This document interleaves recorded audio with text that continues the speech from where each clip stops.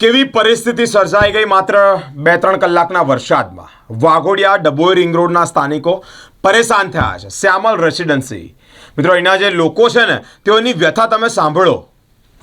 અલગ અલગ જગ્યા પર અલગ અલગ ગુઠ્ઠણસમા પાણી.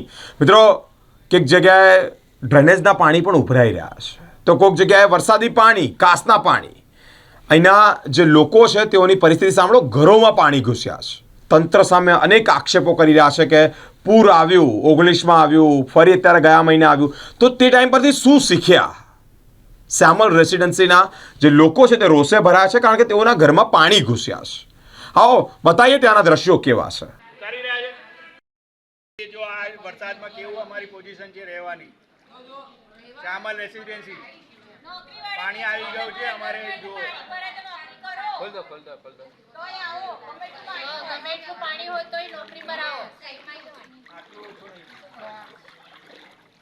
વરસાદ બંધ થયા પછી લેવલ વધ્યું માટે વરસાદ પછી પાણી આવે સર.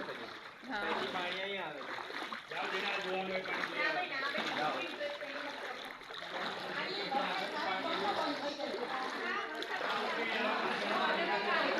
ઓગણીસમાં બી હતી, 2019માં બી અમારા ઘરોમાં 1-2 ફૂટ પાણી હતું. ત્યારથી લઈને દર વર્ષે આ જ પ્રોબ્લેમ થાય છે વરસાદની મોસમમાં. અને આ વખતે આ ત્રીજી વાર છે જેમાં ઘરમાં 1-2 ફૂટ પાણી ભરાઈ ગયું છે. હમણાં ઓગસ્ટની 24-25 તારીખમાં ઘરમાં 2 ફૂટ પાણી હોવા છતાં કોઈ કોર્પોરેટર કે કોઈએ બી ધ્યાન આપ્યું નથી અને આગળની કાર્યવાહી કરતા નથી. આના માટે આગળ અમારા બધા જે સોસાયટીના મેમ્બર છે તે બી કંઈ બોલવા માંગે છે તો તમને જણાવે છે. બોલો બેન, તમારી તકલીફો બોલો. અરે તકલીફ તો ઘણી છે ભાઈ. અમે હજી તો 4 મહિનાથી રહેવા આવ્યા છે અને અમે 20 લાખનો ખર્ચો કર્યો. અમારે 3 વારના સોફા પલળી ગયા, ડોવર પલળી ગયા, અમારું બધું પલળી ગયું. આ થોડું ચાલે કાંઈ, કોઈ મદદ માટે નહીં. અને પાણી ઉલટાર વરસાદ નથી તો અત્યારે લેવલ વધતું જાય છે ઉલટાનું બધું.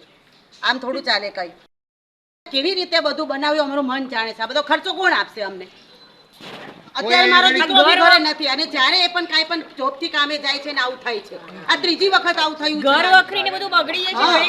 મને તકલીફ છે છતાંય મારે આ બધું બધાની ગાડીઓના નુકસાનો, ફર્નિચરના નુકસાનો કોણ ભરપાઈ કરશે? અમારા ત્યાં નાના 2 છોકરાઓ બી છે જેની જોડે ફેમિલી સાથે રહેતા હોય છે, તો એ લોકોને મકાન બી તે વખતે વરસાદના લીધે બહાર બીજે જ્યાં રહેવા જવું પડે છે કાં તો એમના રિલેટિવના ત્યાં શિફ્ટ થવું પડે છે. આ બધા જે પ્રોબ્લેમ છે એનું સોલ્યુશન કોઈ લાવતું નથી. કમસે કમ 7 વર્ષથી આની આ સિચ્યુએશન ચાલુ છે. આ ગંદા પાણીમાં ઉભા રહીને તમે એક વખત રસોઈ કરીને બતાવો અમને, એટલે તમને ખબર પડે કે બીમારી પછી કેવી રીતે થાય છે. આવીને ખાલી 1 કલાક ખાલી ઉભા રહો પાણીમાં, તમે કેવી રીતે થાય છે ને ખબર પડે. પૈસા લેવા માટે આવી જશો, વોટ લેવા તરત આવી જશો. કોર્પોરેશન એક દિવસ વેરો મોડો ભરીએ તો તરત નોટિસ આપે, પેનલ્ટી. આજે બી અમે અમારા હમણાં અહીંના કોર્પોરેટરને બધા જે ટેકનિકલ માણસોને બધાને અમે વાત કરી ચૂક્યા છે, રજૂઆત કરી ચૂક્યા છે. તો એ લોકો એવો જ ક્વેશ્ચન આપે છે કે પાણી ઉતરશે ત્યારે આવીશું. એ રીતે આ દર વખતે એ રીતે ગાડિયા કાઢીને નીકળી જાય છે. એ લોકોને આવતા નથી અહીંયા.